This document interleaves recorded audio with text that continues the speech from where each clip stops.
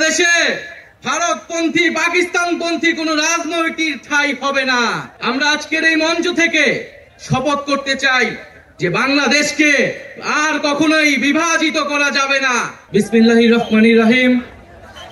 উপস্থিত সংগ্রামী ছাত্র জনতা, উপস্থিত জুলাই গণ অভ্যুত্থানের শহীদ পরিবারের সদস্যবৃন্দ এবং উপস্থিত বিভিন্ন রাজনৈতিক দলের নেতৃবৃন্দ, সবাইকে সংগ্রামী সালাম এবং শুভেচ্ছা।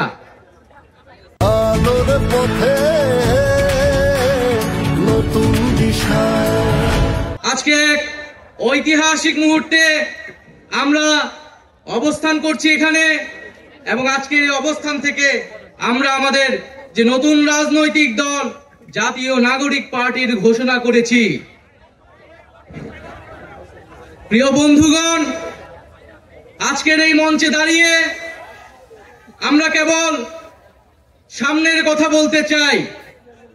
আমরা পিছনের ইতিহাস কে অতিক্রম করে একটি সামনের সম্ভাবনার বাংলাদেশের স্বপ্নের কথা বলতে চাই। সেই স্বপ্নের বাস্তবায়নের লক্ষ্যেই আজকে আমরা এখানে উপস্থিত হয়েছি। জুলাই গণ অভ্যুত্থানে ছাত্র জনতার মধ্য থেকে স্লোগান উঠেছিল, তুমি কে আমি কে, বিকল্প বিকল্প। আজকে সেই বিকল্পের জায়গা থেকে নতুন রাজনৈতিক দলের আত্মপ্রকাশ ঘটেছে। আমরা মনে করি বাংলাদেশে যে বিভাজনের রাজনীতি তৈরি করে বাংলাদেশের জনগণকে দুর্বল করে রেখে রাষ্ট্রকে দুর্বল করে রাখার যে ষড়যন্ত্র তৈরি হয়েছিল, সেই ষড়যন্ত্র আমরা জুলাই গণ অভ্যুত্থানে সকলের ঐক্যের মাধ্যমে ভেঙে দিয়েছি। আমরা আজকের এই মঞ্চ থেকে শপথ করতে চাই যে বাংলাদেশকে আর কখনোই বিভাজিত করা যাবে না। বাংলাদেশে ভারতপন্থী পাকিস্তানপন্থী কোন রাজনৈতিক ঠাঁই হবে না।